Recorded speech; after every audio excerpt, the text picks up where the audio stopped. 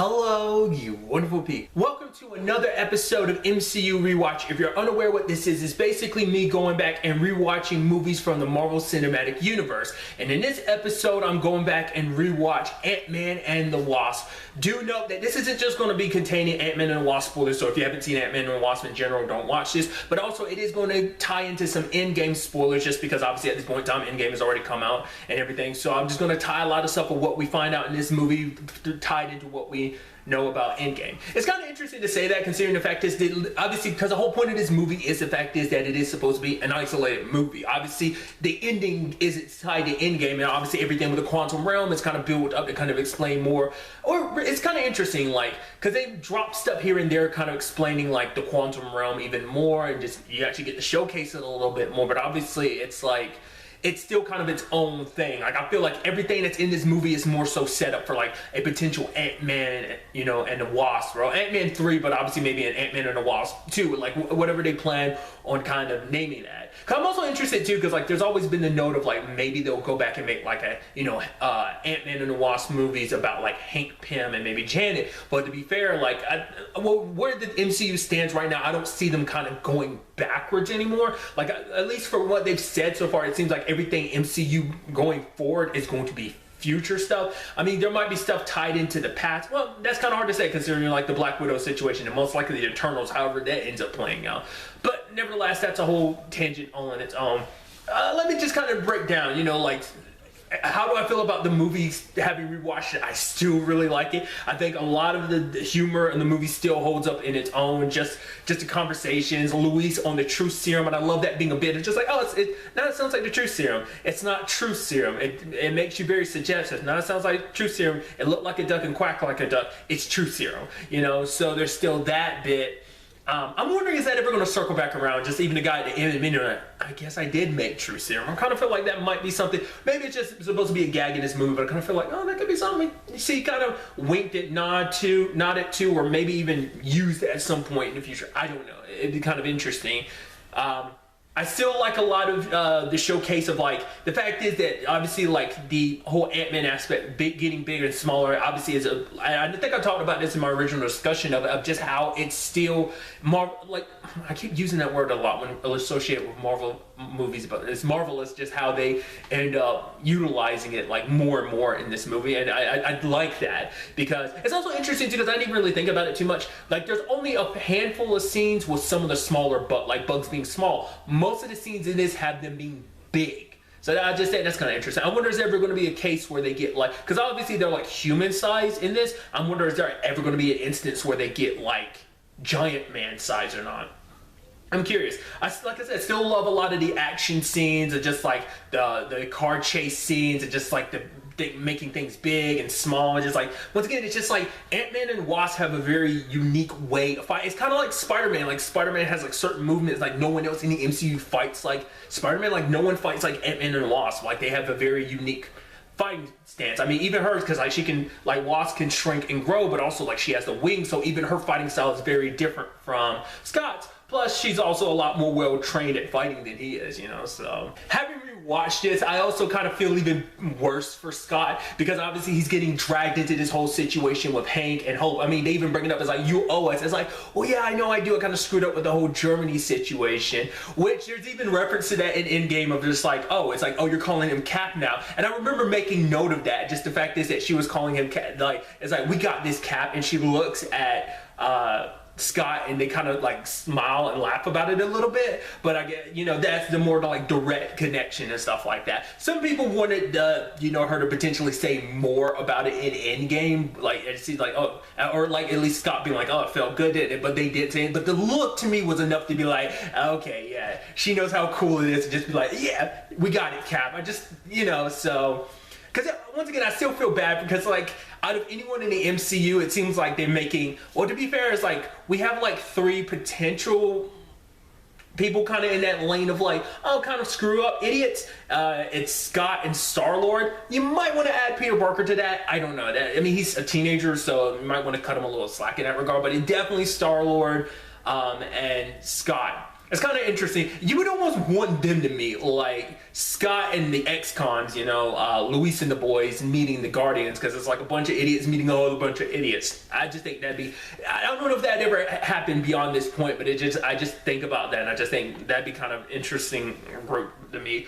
Regardless, the point I was making is, like, obviously Hank and Hope have a right to be pissed, because it's like, we're literally in the process of trying to get my mom back, but we have to go on a run now because you did what you did. But also I think, you know, because more so than anything, Hope was hurt, because it's like, you could have called me. I would have had your back. Like, you know, like, I literally trained you to, like, fight the way you did. So it's like, if you ever need, like, you could have called us. We would have helped. I mean, especially, you know, Hank would have definitely helped. If it meant going up against a Stark, oh, hell yeah, he would have been all about, you know, kind of rubbing it in Tony's face, you know? So that, you know, I think that would have been an interesting, you know, situation in itself, but nevertheless. But also you look at Scott's side of things, where it's like, well, yeah, but also he's getting mixed up in all of this, which could cost him a lot. Like, obviously they're so focused on saving Janet, but at the same time it's like, well, you could cost him his, you know, he already lost a lot of time with his daughter when he was originally in jail anyway, but now he could lose even more time because of it. So that, you know, he has a lot to kind of lose. But it's not just his relationship with his daughter, it's this partnership, and,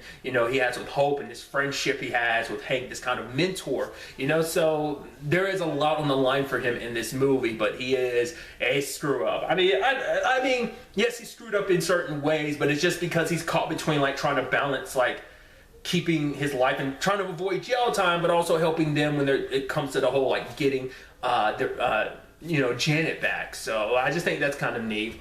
I still really enjoy everything they did with Ghost, making her not a bad guy per se. Like, she's the adversary, but it's also because she's kind of a victim in all of this. It's so interesting because now rewatching it and everything, well, there's multiple lines, like from Birch being like, oh, now that S.H.I.E.L.D. and Hydra are going, which we know continuity wise, once again, it turns into that whole thing of like, is in the grand scheme of the MCU, like, what's continuous anymore or not? Like, everything, like, TV show wise going forward that has existed before all the Disney Plus stuff might not count.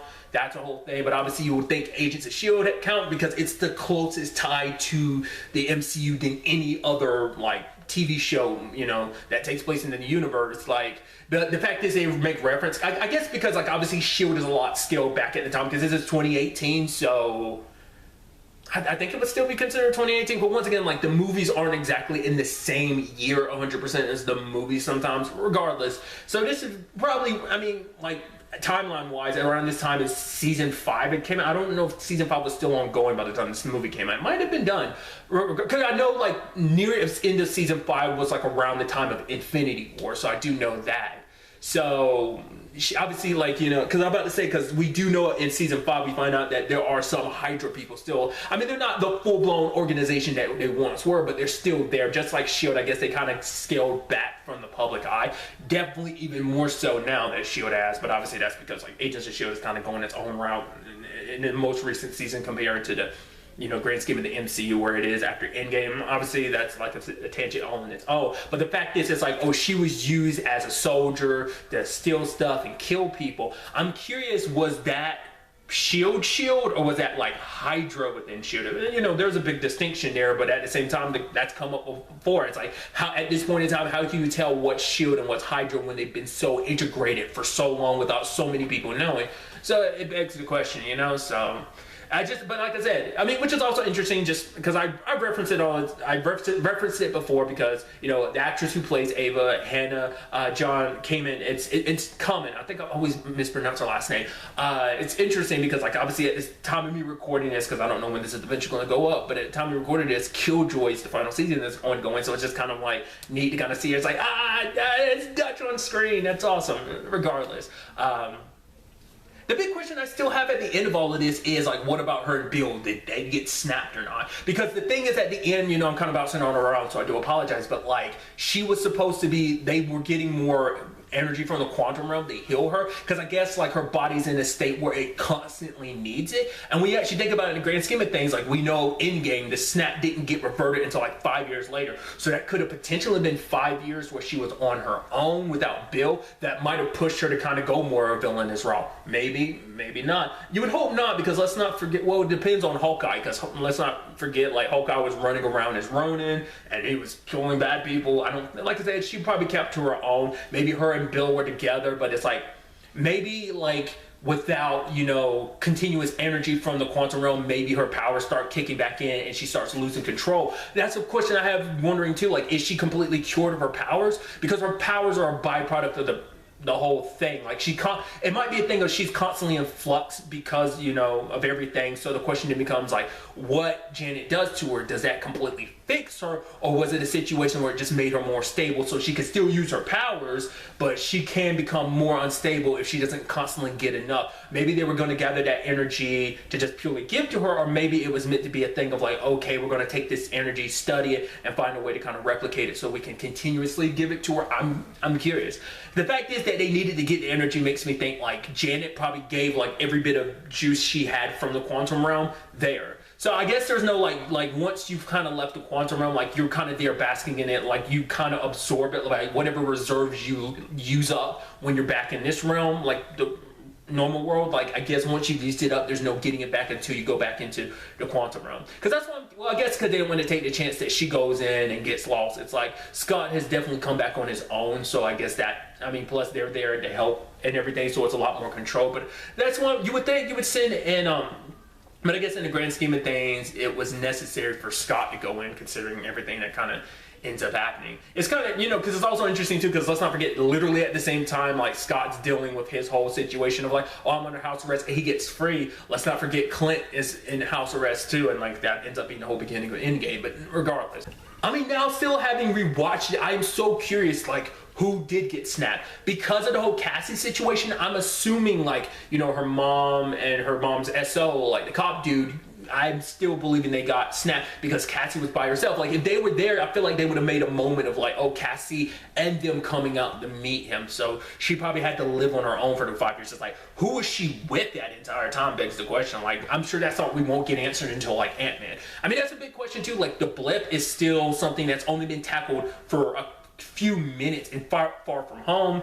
I should also have included the fact is that this kind of contains Far From Home spoilers, but I won't go too deep into it. But Far From Home tackles it a little bit, but it probably won't be too much later on, because like the next movie is going to be Black Widow. I don't know if they'll necessarily tackle the blip in that. Then after that, there's the Eternals, once again, whatever that movie becomes. So I think the first thing we'll probably see, maybe the Falcon and the Winter Soldier TV show on Disney Plus might answer that. Maybe not tackle that at all. There might be little things here and there, but I feel like Shang-Chi might be. But I feel like it might not be until Doctor Strange when we really dive into the blip and more so the effects and ramifications of it, which obviously I also want to tie in WandaVision. Like, so many questions about, I don't know if there's going to be one specific movie that you get a huge, like, blip dump, you know, about like, oh, this is all the stuff, the world in that 5 years and stuff like that. Maybe it'll slowly be introduced. I'm curious to like know how they kind of eventually plan to like unroll that. It's probably going to be slowly but surely over the course of like a little bit here in this movie, a little bit here in this TV show, a little bit here and there, like, you know. So I'm curious, like, is there anything in Phase 4 that's heavily going to? I'd like to assume it'd be Doctor Strange because we're dealing with the multiverse and whatnot, but nevertheless. And like I said, depending on the whole Ava situation, because she isn't necessarily a bad guy, could we see her potentially being a good guy? Because I don't know what Ghost is like in the comic books. I don't know whether Ghost is a good guy or a bad guy, but it'd be, whatever the case may be, like at least with the continuity of the MCU, Ghost is kind of like, hey, so have no reason to be a bad guy. Once again, it also depends on Ghost's situation, whether like she still, you know, has her powers or not, and you know, whether it's like all the stuff I had brought up previously. So that's all something to kind of keep in mind as well. So, like I said, now that I'm thinking about it, I kind of feel like Luisa and the gang did have to get snapped, because you would assume Cassie would be living with them, because if we remember correctly, Cassie's still living in a house where her parents were. Like, not unless that's a scene that's not included or not, you know, maybe that could have been like something they just kind of skipped over, but maybe it was there. Like I said, that's something you probably won't find out until like an Ant-Man and 3, or like I said, Ant-Man and Wasp 2, which is going to definitely be interesting, because like they're currently, because I remember there was a thing a little while back about like Paul Rudd being like, yeah, I'm not sure if there's going to be an Ant-Man in 3. At the very least, it's like, it brings up the question of like, there most likely will be one, but it's like there's no immediate plans for it. Like, that might be some Phase 5 stuff. Hell, it might even be a Phase 6, because Phase 5 is where we're getting a lot more, probably a lot more of the sequels. Because like a lot of stuff in Phase 4 is new stuff, as well as, you know, what would be the word for build up for other new stuff in the MCU, you know, in particular with the TV shows and stuff like that. So it might not be till like phase 5, maybe even 6, that we get like another Ant-Man movie. And the question then becomes like, well, where do we go from there? I'd assume it deal with a lot more to Quantum Realm because it's still kind of such a foreign thing to us. Because it's even interesting because like when you look at the whole Ant-Man situation, like Scott was in there for 5 years, but it felt like 5 hours to him. What did it feel like for Janet? Because she aged and everything, so she felt those 30 years. So did it feel like, because time works differently there, so I guess in some cases it works, because it could have felt like, because it had been 30 years, maybe it didn't feel like it. Maybe it felt more like that, because that's such an interesting thing. Because Scott felt like he was in there a short amount of time, ended up being a big amount of time. She was there in a big amount of time. Did it feel like a short amount of time? You know, how did she learn to? I mean, she was, like I said, she was in there for a long time. For Scott, it only felt like 5 hours, so he probably wasn't in there long enough to kind of learn all the stuff that she did. She was in there for a very long time, but or maybe Janet's the only one that has a very special connection to the Quantum Realm, and maybe that's something we could potentially deal with in an Ant-Man and a Wasp, you know, in another Ant-Man movie or whatever the case may be, you know. Ant-Man and the Wasp type of thing, or maybe get like all 4 of them joining up together and fighting together. I feel like, you know, kind of like the Ant-Man family.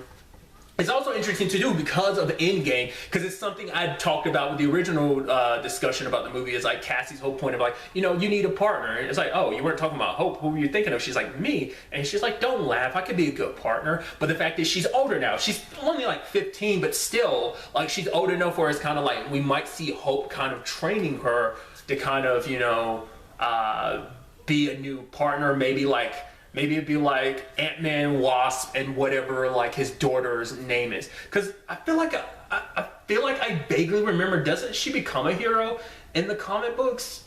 I don't know whether she picks up the mantle after Scott or not. Like, I mean, depends on whether or not, because like there are certain characters that are MCU specific. Like, I looked it up. Luis, for example, is 100% a MCU character. Like, I was curious whether or not maybe it was a situation, because he was like, oh man, I love a suit, you know? Superpowers. Men don't even have to have a lot of power, minimal power. It could just be a suit. And it is like, and that made me go, is he someone from the comic books? Does he become a hero later on? Which that could be a thing that they kind of like take back, like in season 3. I mean, not season 3, Jesus. In the next like Ant-Man movie, maybe it could be like, oh, he's got a suit and everything. Maybe he gets a little bit of power. That'd be kind of a nice little nod to, you know, him making that line in this. I don't know. You know, when you actually think about that whole Cassie situation, it's super sad. Because obviously he had the whole complicated thing of, oh, he was in jail for a while, and also watching your daughter grow up like that. And, you know, well, at least, at very least, when he was under house arrest, he could be with her. Obviously, he couldn't go everywhere with her, but he still was able to spend time with her. So there's that. But then when you think about Endgame, it's like he missed 5 years of her life. It was like being in prison all over again. It's like, it's so sad. And that might even be that might be something they kind of deal with. It might be like a serious thing that they deal with, where she kind of like, yeah, she's happy to have her dad back, but she might kind of resent him a little bit, because it's like, every time I turn around, Dad, you're like in my life, and then you're gone. Like, when's the next time you're going to be gone? When like the next big thing happens or whatever happens, like, you know, it might be a thing where he's kind of tied between like, oh, like being Ant-Man and those responsibilities as a hero, but also being that of a father. At the very least, maybe that might be her pushing more to be like, let me be by your side, that way we can spend more time together. I don't know. That'd be kind of interesting. Like, we only got a little bit of that dynamic. Obviously, we get like a shot at the end of Endgame of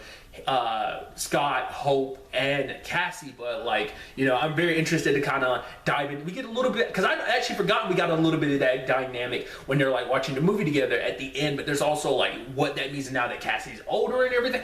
So many questions. Like, I'm so curious to see like how they handle all that kind of going forward. I mean, like I said, once again, what is the quantum realm stuff gonna turn into? Because now we know it can be used for time travel and stuff, but there's no platform after the events of Endgame. Well, to be fair, there's that platform still there, the one that Steve ended up using, but I doubt they're going to be utilizing time travel that way. I mean, because it won't help them in whatever case that they might go about things. So it's like, what that might mean, I don't know. Maybe that would have some ties to Doctor Strange, because it is like, you know, the multiverse and everything, and that's a different universe potentially. You know, once again, the whole explanation of whether or not like that's the reason why Scott was able to escape the snap, because technically it counts as another universe, or maybe he was just fortunate enough not to get snapped. Those are big questions in themselves that don't 100% have answers for. I mean, maybe it's out there. Maybe writers or directors have, like, you know, talked about like those answers in particular.